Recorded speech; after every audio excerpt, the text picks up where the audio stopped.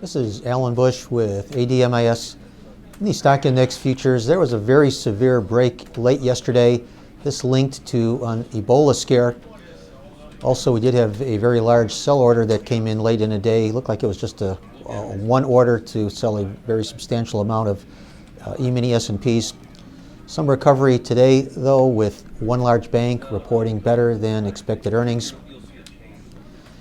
We've had a multitude of geopolitical negative influences with the Ukraine situation, Hong Kong, ISIS, Ebola, all of these negatives putting pressure on stock indices. And it looks like the central banks can't talk back their hawkishness, at least those that are talking along those lines fast enough. That would be the Fed and the Bank of England.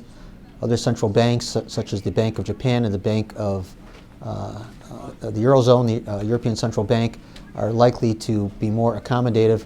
So ultimately, these geopolitical problems that have done so much damage, I think, will eventually be outweighed by a new wave of central bank accommodation.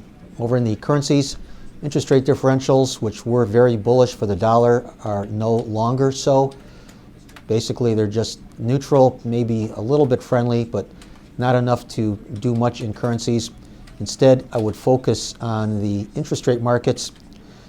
If we are correct in our thinking that central banks will be much more accommodative ahead, that is all the more bullish for the credit futures markets. Also, we did have the 30-year bonds trading at an 11-month high today with some new highs for the move there. So nothing changing in our short-term and long-term outlooks for the interest rate markets. We continue to look for higher prices. Any additional gains should be led by the long end of the curve, the 30-year Treasury bonds. Once again, these are my opinions alone and are not the opinions of ADMIS or Archer Daniels Midland.